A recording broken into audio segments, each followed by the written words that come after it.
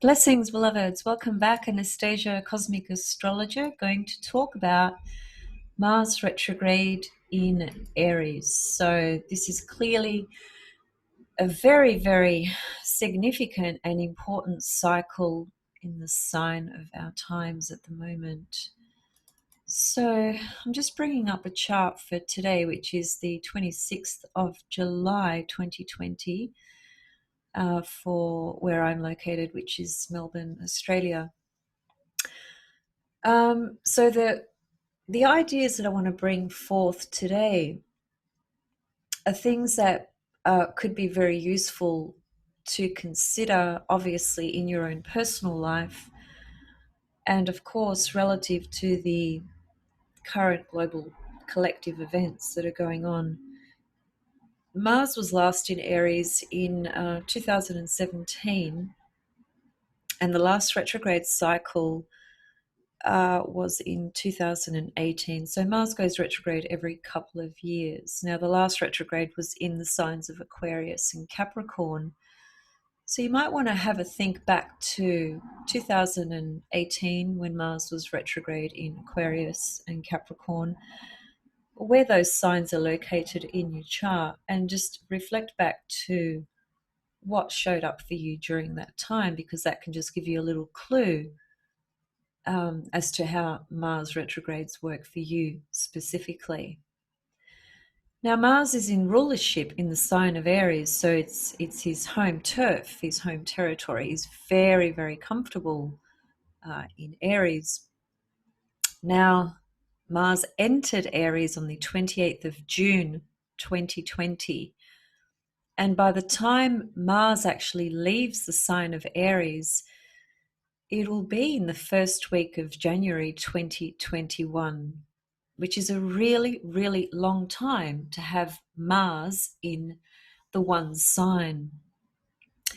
And having Mars in Aries for 6 months, where it's retrograde for about 80 days, is very, very significant for what's happening in the world at the moment. And it seems to me that it's just going to really reflect a building, of potentially very dangerous energies relative to world events, especially. I'll get into that a little bit later. So here's Mars in Aries, as you can see in this current chart, and just a week or so ago, Mars was conjunct Chiron. So part of this energy of Mars Chiron, both together in Aries, is also very symbolic to what's going on in the world at the moment. From the point of view of Mars correlates to, well, traditionally speaking, Mars is the planet of war, right? It's the archetype in traditional terms that correlates to how do I get what I want? It's the planetary energy that gives us the energy, the desire to act and take action towards our goals, towards what we wish to achieve and activate in our life. It's the driving sort of force, that propels us forth and forward in life regarding our actions and what we wish to engage in. It's also connected to things that we might start at a particular point in time, because any starting point in your life, whatever you're starting at any stage, is a Mars experience.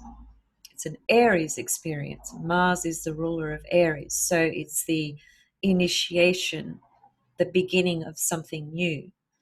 And of course, Mars in Aries, it's an incredibly powerful signature for action, initiation, and going for what we want.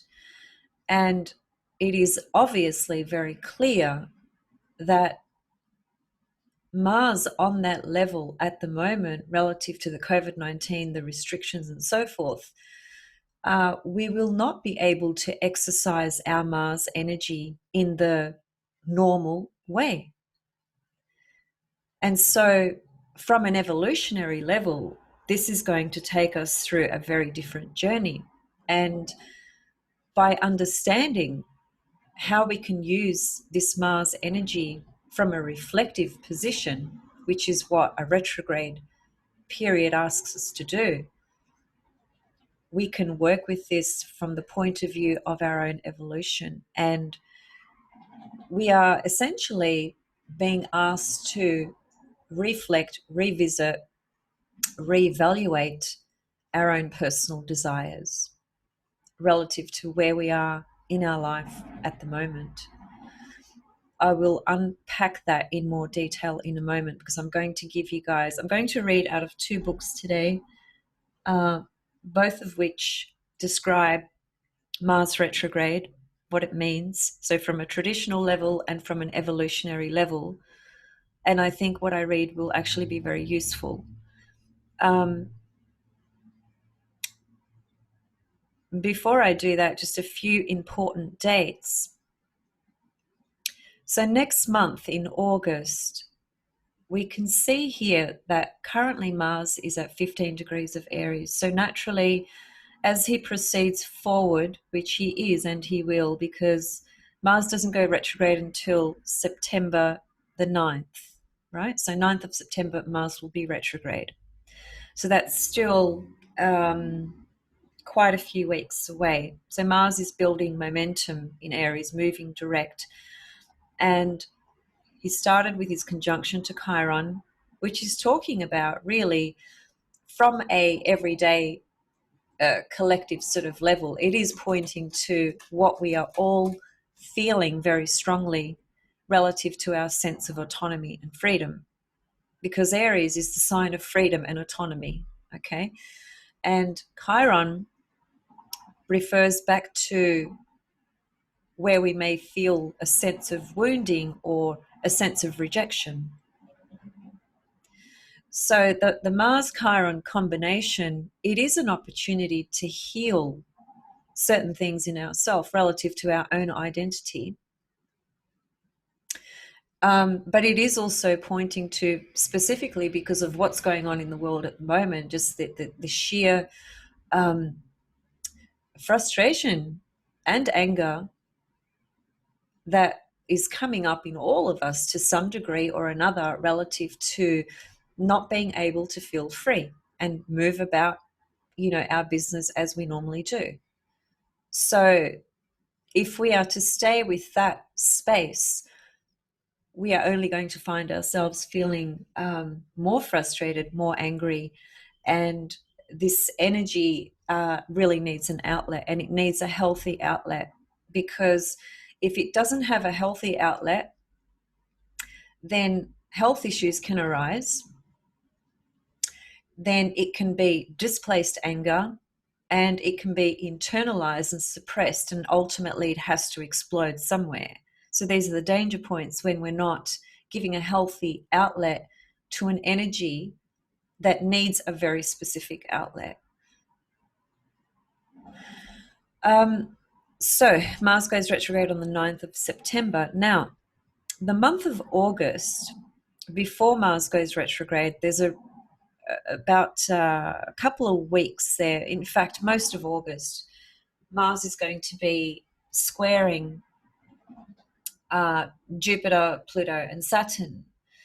So I think the month of August is going to be extremely significant and extremely challenging, actually, but there can be, revelations that come forth as well. We need to remember that Uranus, whilst it's not getting so much attention at the moment, all the attention is going to Saturn, Pluto, and Jupiter, and I completely understand, because that triple conjunction is just so significant for our times at the moment. But we need to remember that Uranus in Taurus, Uranus correlates to individuation, liberation, revolution, and new visions as well of new timelines. So Uranus in Taurus, that those energies don't really have anything in common. Uranus, I think, operates more fluidly in the air and fire signs. Those qualities seem to resonate more with the vibration of what Uranus correlates to, or how it needs to be, where it feels more comfortable to be expressed, you could say. So Uranus in Taurus, from very basic, simple terms, it is a 7-8 year cycle, which began a couple of years ago, not even, about a year or so ago, I think it was, just can't quite remember now. But anyway, Uranus has not been in Taurus for very long, and it's about a 7 year cycle. And it's speaking to the revolution and revelations that need to take place on the earth plane, and also within the human race, because we are physical beings, we are spiritual beings, we are a soul, which is immutable consciousness, which basically means can never be destroyed, can only change form. However, the soul that each of us are, as it were, has taken on a form and a body, which is Taurus. Taurus is part of the physical body, the 5 senses and so forth. So we have this 7 year cycle of Uranus in Taurus basically destabilizing, shaking things up from the very core foundation that we stand on, which is the earth, which is our physical body, which is our relationship to the material world, to money, all those things. So it would be fair to say that this sense of uncertainty and destabilization, if you like, relative to the material plane will be going on for the next 6 years or so. So we're just really at the beginnings of that relative to Uranus in Taurus. So Uranus in Taurus is, in other words, is playing into the picture of everything that's going on, because everything is chaotic at the moment and certainly not stabilized, right? So on the 4th of August, Mars will form a square to Jupiter. Then on the 13th of August, Mars will form a square to Pluto. And then on the 24th of August, Mars will form a square to Saturn. And in between that, on the 15th of August, Uranus will go retrograde at 10 degrees of Taurus. So the month of August is packed and amplified with some very, very intense, heavy energies. And I guess if we think about that from the point of the Black Lives Matter issue, where it is my understanding that I think they're up to day 56 of consecutive days of protesting in various parts in the USA. Well, come August, those particular dates there, 4th of August, 13th of August, and 24th of August, the couple of days either side of those dates are going to be very, very, very important days, which can be potentially extremely dangerous, and can certainly produce a lot of conflict. We do know, though, that with crisis and conflict and tension and things of that nature, change is also born out of those situations. So it will take some pretty amplified, accelerated events to create some significant change as well. But what I'm saying is that this build-up has been going on for a while. These energies are going to accelerate this build-up, and particularly Mars in Aries, which is about freedom and autonomy, having the right to be yourself, not being discriminated against or judged, things of that nature, right? Which is largely a big part of the core of Black Lives Matter. I mean, it is about equality, I understand that, of course, but it's really pointing to equality from the level of we all have every single one of us have a right to exist and to express our own identity. So Mars in Aries clearly is bringing all that into focus even more, and autonomy and freedom.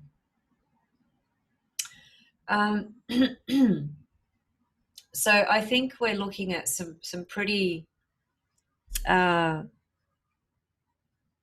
tense times for the month of August.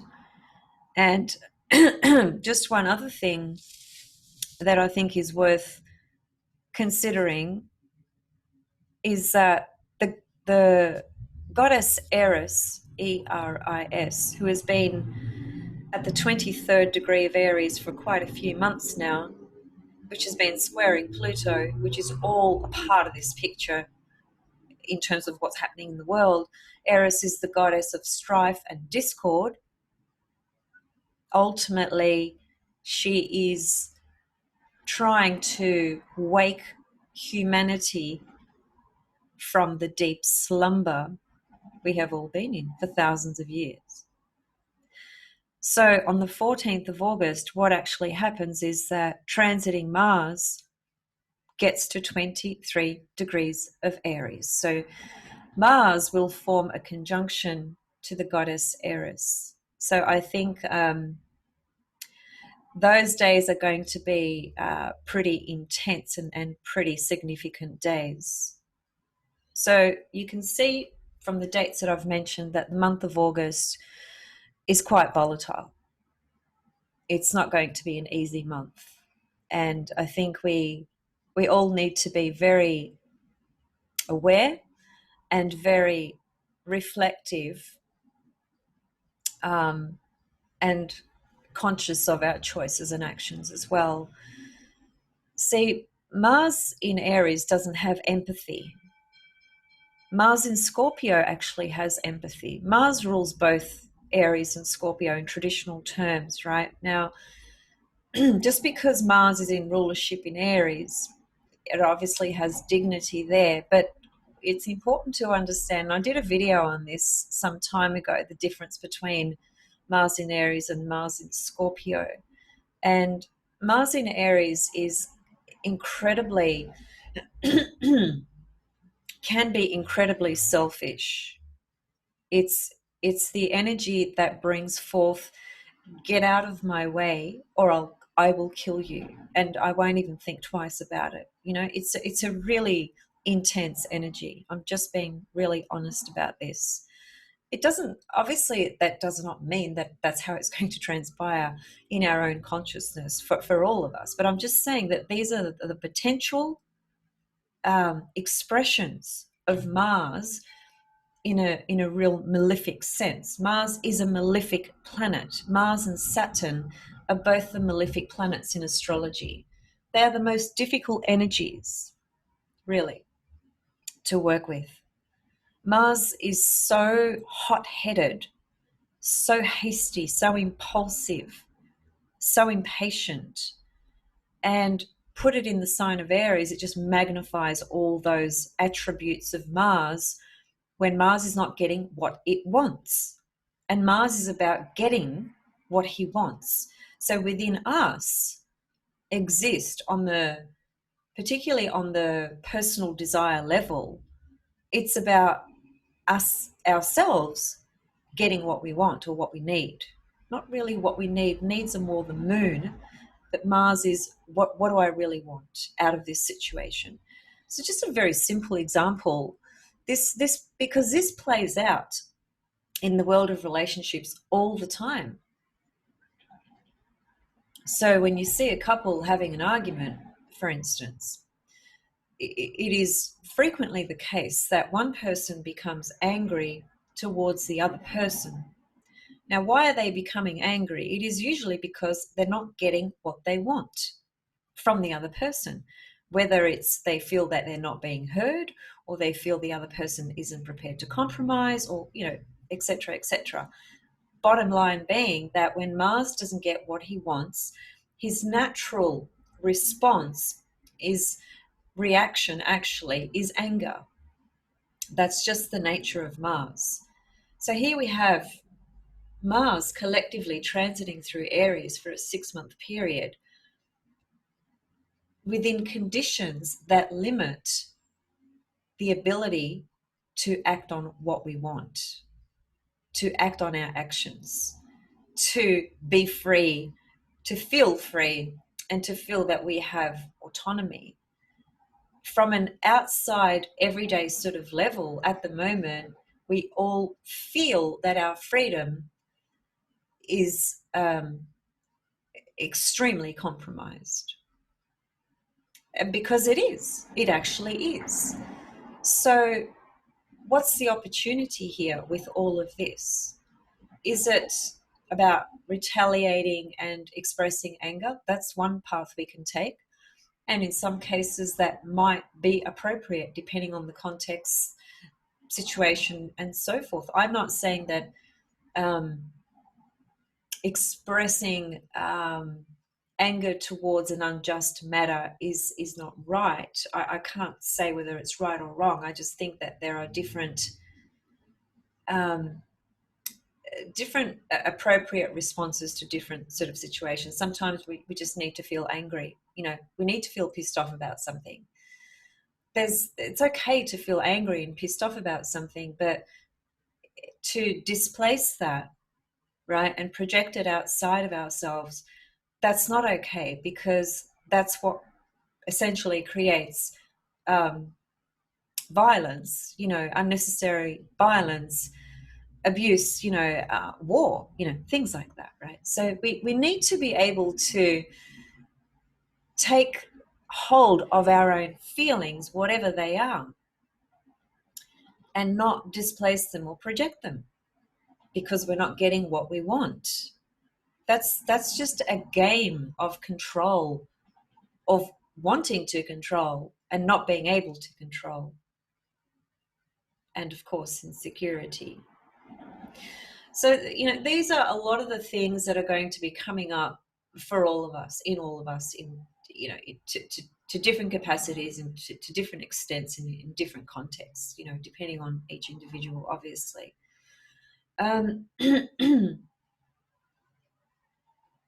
So, yeah, I think August is potentially a very explosive month,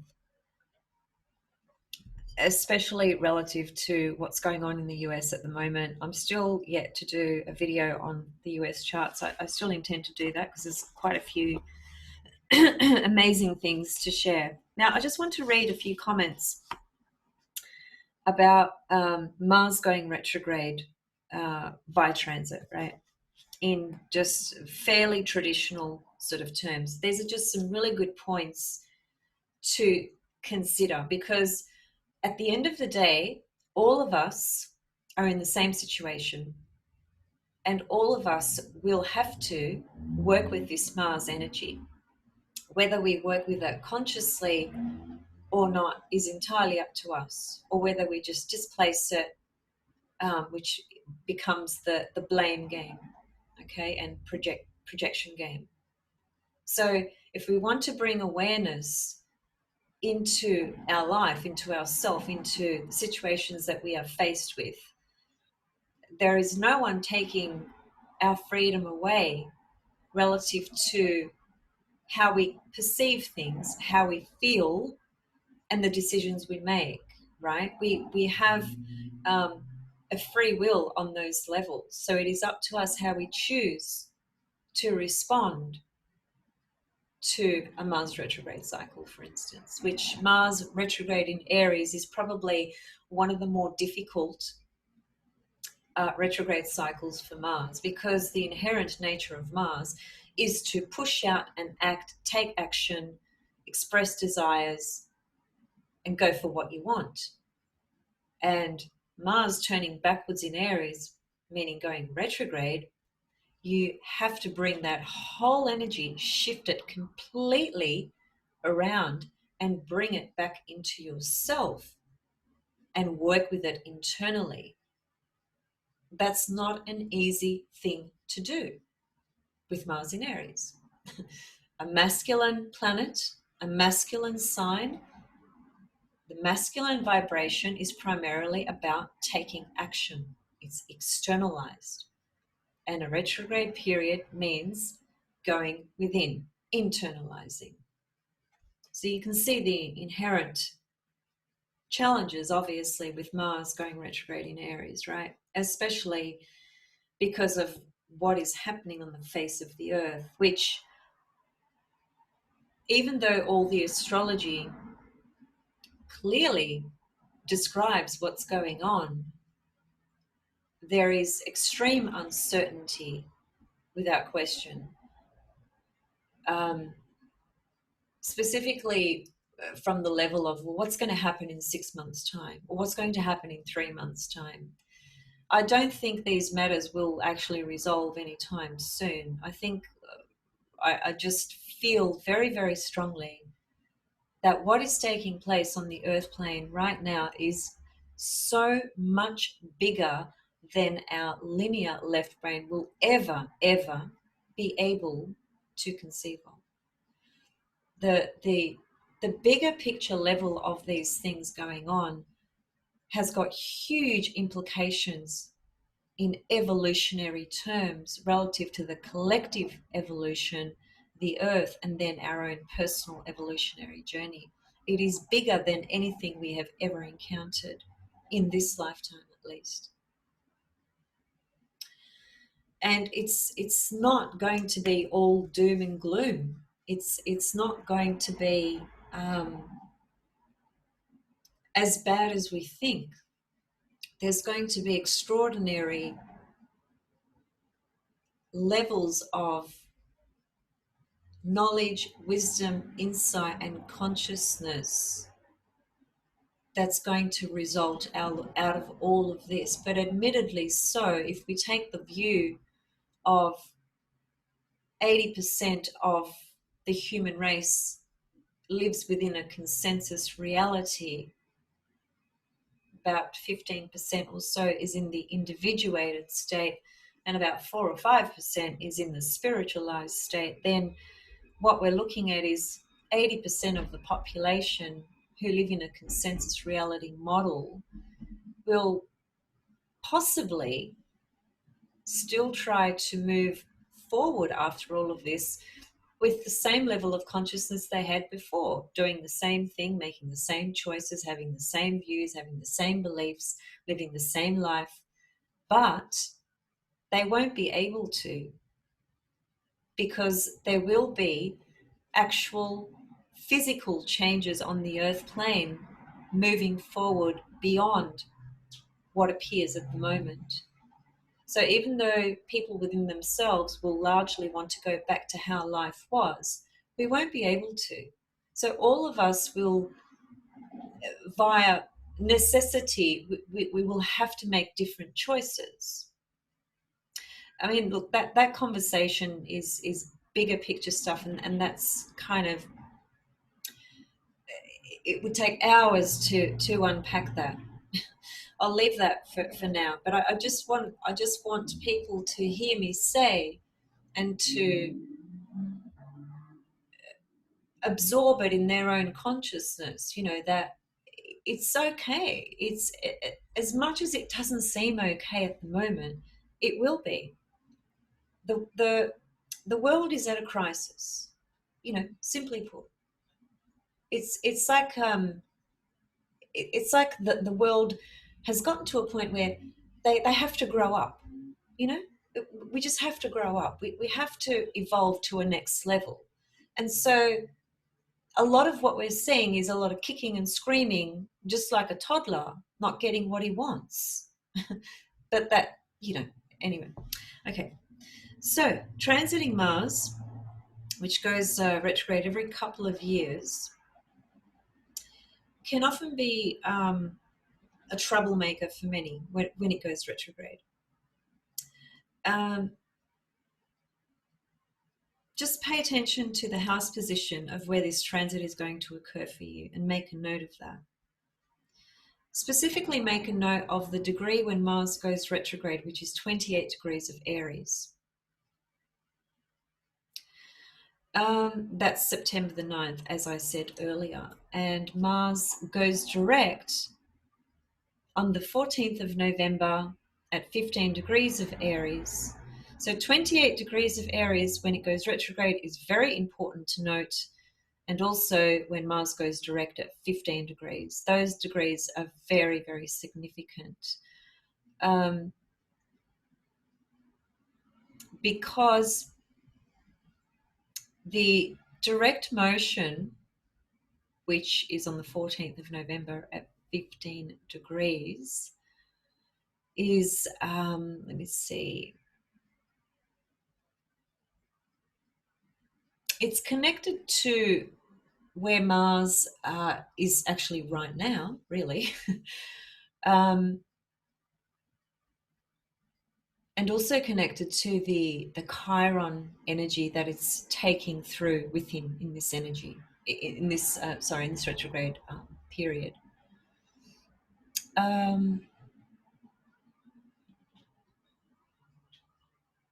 Yeah, okay. So anyway, let me just read a few comments here.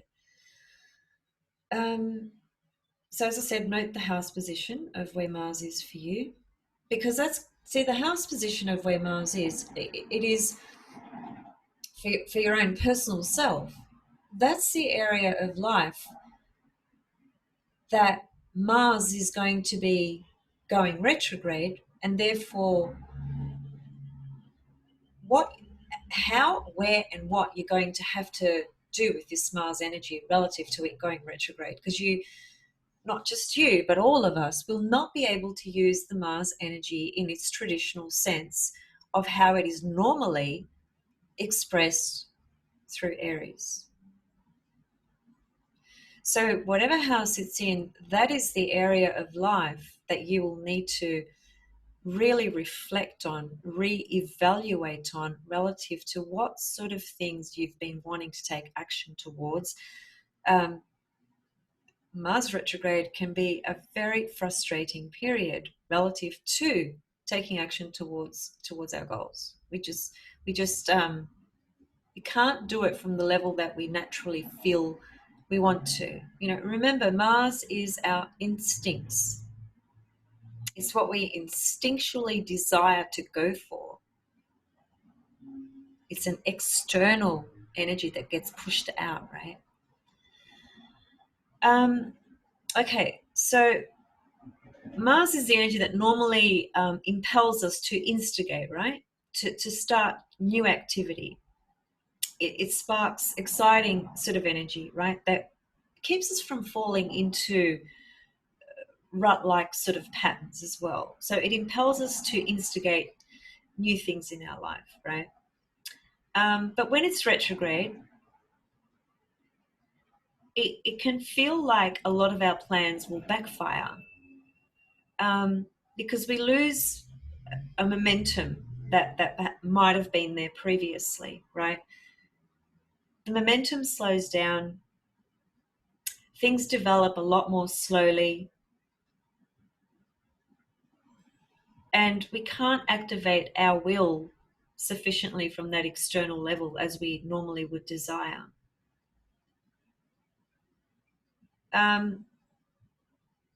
It's a feeling like we're moving backwards, which can feel a little bit self-defeating. Whereas normally we just want to forge ahead when we are moving forward with the Mars energy in our chart, right? So it's not the best time to initiate external activities and, new sort of beginnings with new big projects that require this external sort of output of energy. This is while Mars is retrograde, of course. Mars is about, it's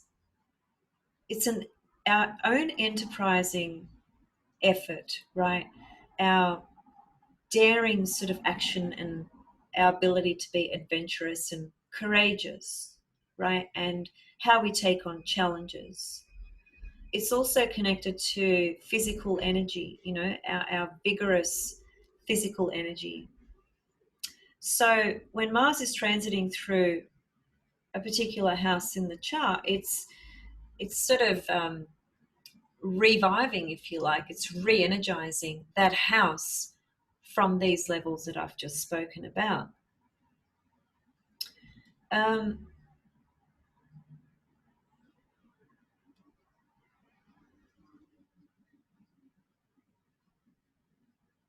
So because the nature of Mars is to direct the energy forward, take action, initiate, show courage, and so forth, it's when it goes retrograde, it's temporarily being rediverted. The energy is being rediverted, inside, internally.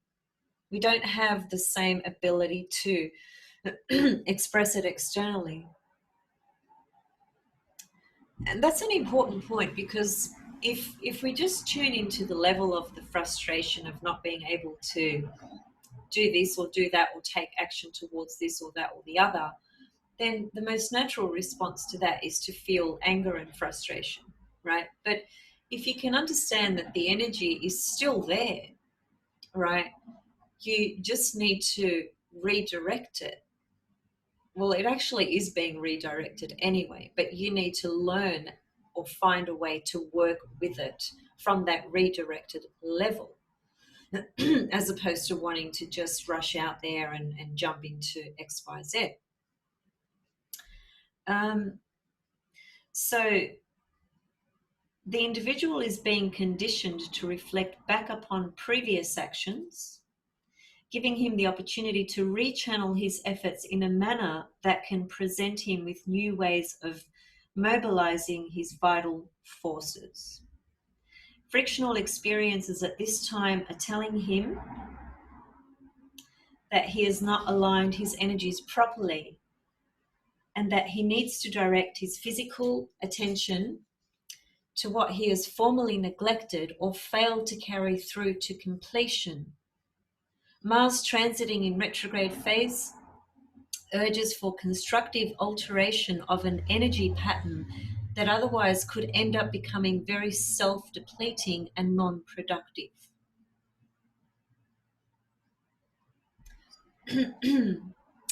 If already vulnerable to health disorders, the individual may experience problems involving his vitality during this transit, and often due to unrecognized temper, irritability, impatience, or frustration of drives. Complaints normally seen here involve inflammation, scrapes, burns, cuts, or injuries to sudden accidents. If in stress pattern to the natal moon, I'll forget about that. So those are just some comments of how Mars can literally flare up in the physical body. What can happen? It's Mars and Uranus are typical vibrations for accidents, without question. But as he mentioned here, some of the health issues that can come up correlate to inflammation, burns, cuts, and so forth, right? So if these things are happening, we need to understand why these things are happening to us, if they are happening, because we need to be able to reflect on previous actions. That's what Mars retrograde is basically asking us to do.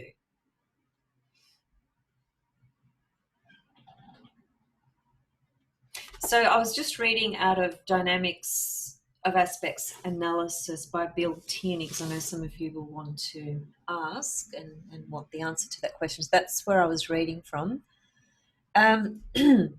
So what I'd like to do now is read you some comments about Mars retrograde, whether it's in your own natal chart or whether by transit it has the same implications. And this is from taken from Jeffrey Wolf Green's work, and it's about the evolutionary understanding of what Mars retrograde is all about. And so please bear with me because I've got a few things to read. And I want to read the whole thing to you, because I think it will be very beneficial. So just bear with me.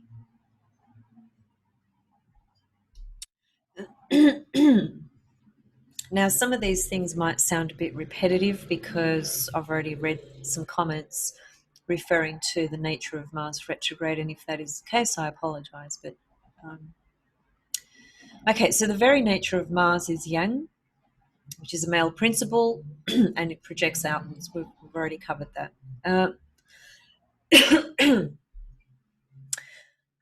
I'm just going to pause.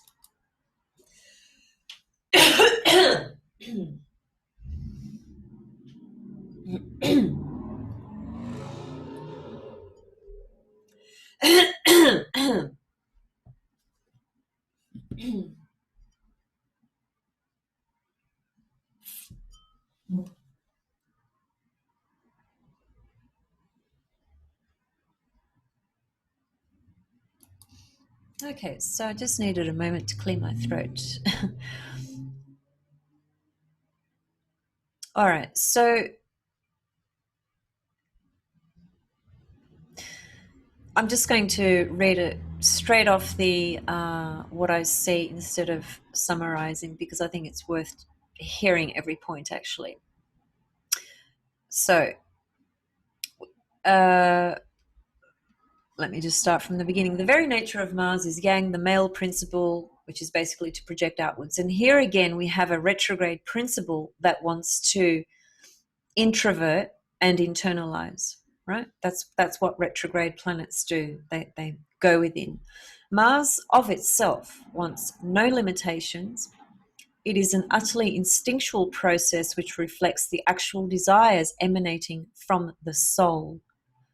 So remember, Pluto describes or correlates to the soul, and Mars is a vehicle, right, which helps put form, energy, and action towards the soul's desires, right? But Mars, from that everyday level, correlates to our own sort of ego-based personality, personal desires. But at a deeper level, behind Mars is Pluto, being the driving, motivating force relative to the soul desires. So these desires in themselves reflect the evolutionary journey of the soul, and thus the instinctual need to assert or act upon any experience deemed necessary with a minimum of restriction in order to discover the reactions to the experience.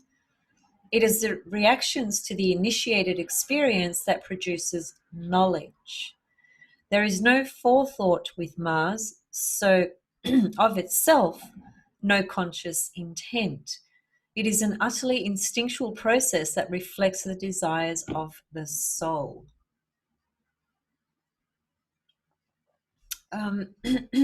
Evolutionary speaking, the intent is to only manifest experiences which are essential to the evolutionary purpose of the soul, and thus not to waste time. Mars is analogous to the pinball machine, where you pull the lever and the thing flies around, and it takes a while for the thing to find the final slot. Action, reaction, action, reaction. Mars retrograde, however, only wants to initiate experiences that are essential. So if you put such an archetype in a culture, and this is just quite extraordinary given what's happening at the moment, in a culture which is now putting a premium on freedom, and the person witnesses all around people who are operating antithetical to itself, what happens by way of comparison? What happens to the sexualized external instinct? What happens to sexual rhythm relative to the instinct? Is this constant or does it fluctuate? What happens to the consciously acknowledged desire behind any given sexual attraction? So these are some things to consider about what happens to Mars when it goes retrograde, given its inherent core nature is to express externally. So he says it creates an automatic check or filter that allows for a conscious awareness of an archetype that is not normally conscious, that can be highly frustrating to the Mars. So what he's saying then is that the retrograde process is what it literally forces us to check back in within ourselves, check our own filters and bring some consciousness to that. Because as you said, Mars itself it's not a planet that you would say is conscious as such. It's quite unconscious, really. It's conscious from the point of view of it knows that it has these personal desires, but it's just motivated to act through its instincts. It doesn't have the forethought, the consideration, the reflection. It has none of that. So that when it goes retrograde, the opportunity to implement those particular levels of understanding and expression, that's the gift here. Mars doesn't really like it, but that's the opportunity here.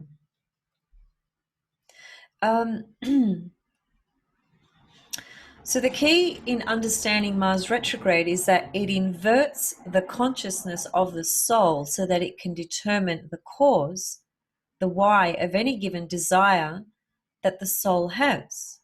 As a result, the soul, when Mars is retrograde, is desiring to eliminate all unnecessary desires that have nothing to do with what the soul needs by way of its ongoing evolutionary journey. That's such a powerful point there, because if we understand the model of evolutionary astrology, which has many components to it, but part of the essence of it is that the soul incarnates into a physical body. It chooses a particular life. Obviously, that includes a number of different experiences and so forth, which are known as separating desires, which basically means that the separating desires take us further away from God, goddess, consciousness, and take us into the field of experience. And so the more experiences the soul has, the more it starts to find itself from an evolutionary perspective in a position where it starts to eliminate these desires, which are experiences, right?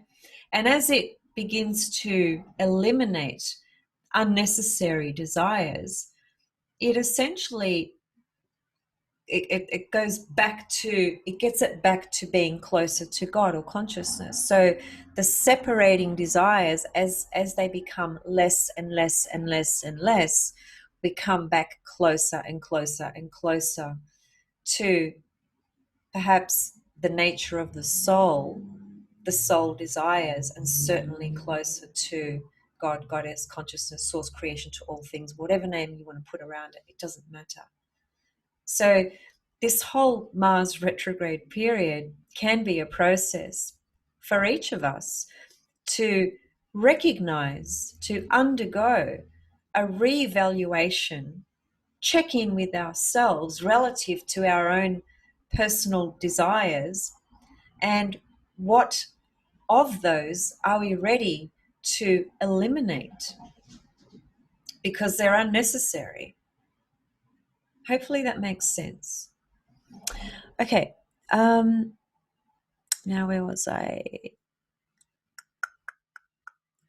So then he says, and this includes inverting the natural sexual energy of the soul to determine the reason or the why of any given sexual desire that is perceived as a need. When Mars goes retrograde by way of transit or progression, this same need to determine these reasons, the why of any given desire that has led to the creation of its life, to date, including sexual desires, occurs. So in other words, it's the same principle whether Mars is going retrograde by progression, whether Mars is retrograde in your natal chart, or whether Mars is going retrograde by transit. The same levels of experience or awareness or growth or development or evolution are all implied for each of us.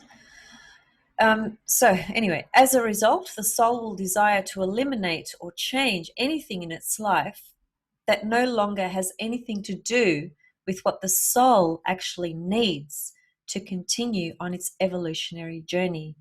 In the process of eliminating anything that has led to the soul's current state of reality, the soul will reflect on exactly what it does need, what it does desire to move forwards on that journey.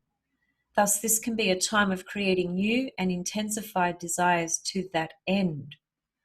And the soul, via its will, Mars, will demand the freedom to so actualize those desires.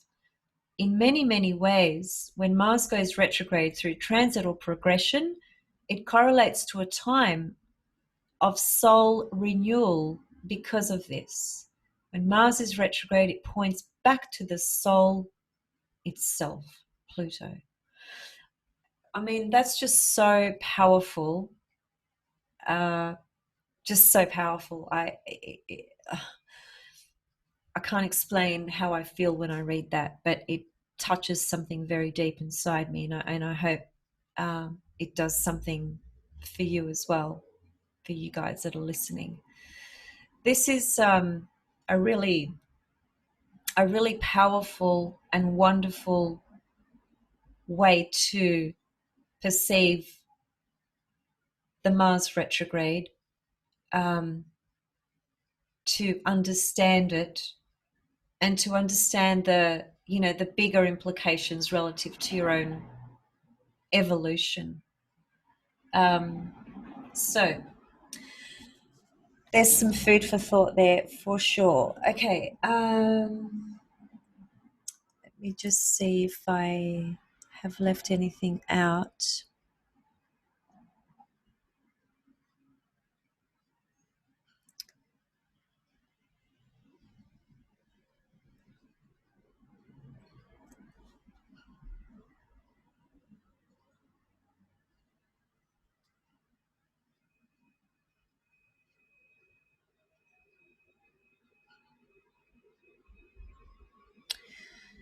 Yeah, so I guess in summary, it's really about understanding perhaps what is the process and the journey for you while Mars is retrograde in Aries. And depending on what house it's in, obviously that's going to speak to the area of life that Mars is triggering this journey.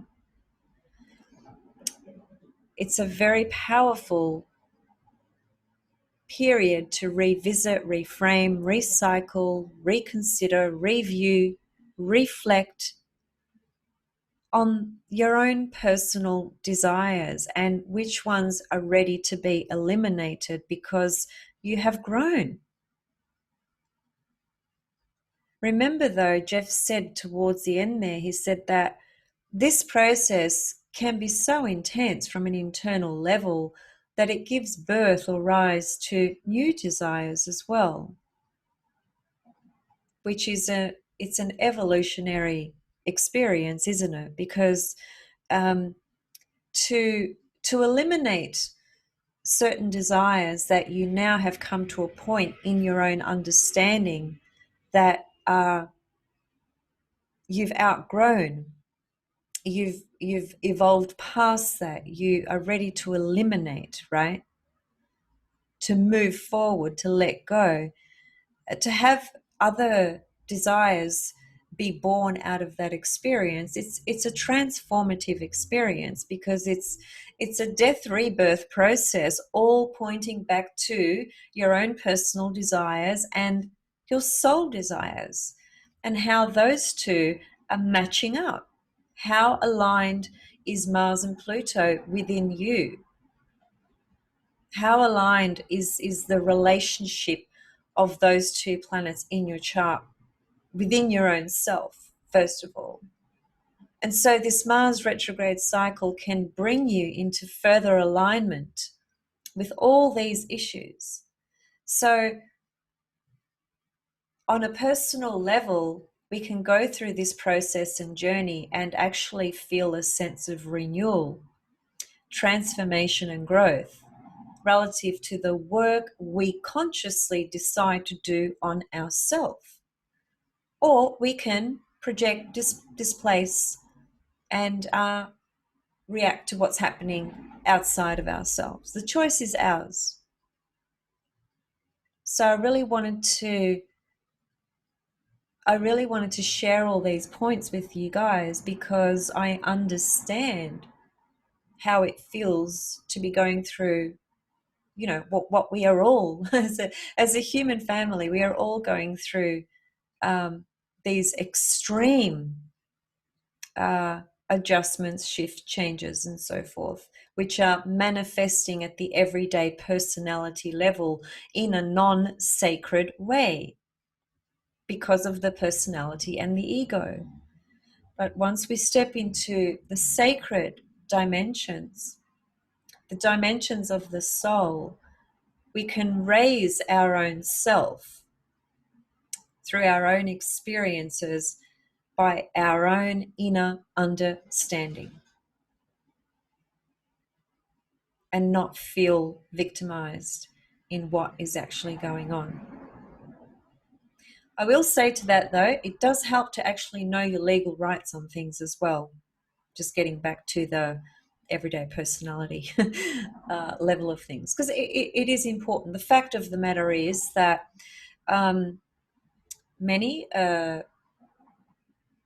bodies of authority will take advantage of people who do not know their rights. That is just a given. It's just a fact. It's been happening for eons.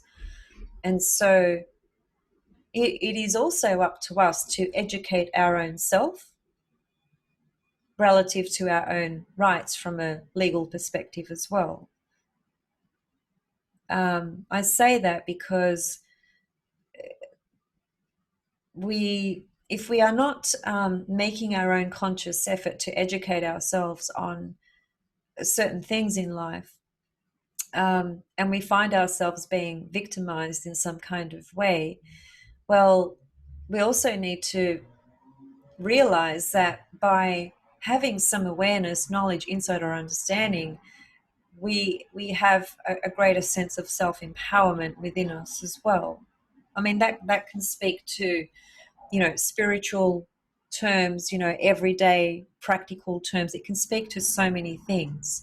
It comes back to our own level of empowering ourselves so that we can have our own sense of authority within ourselves. That's what Saturn in Capricorn is all about at a higher sort of level.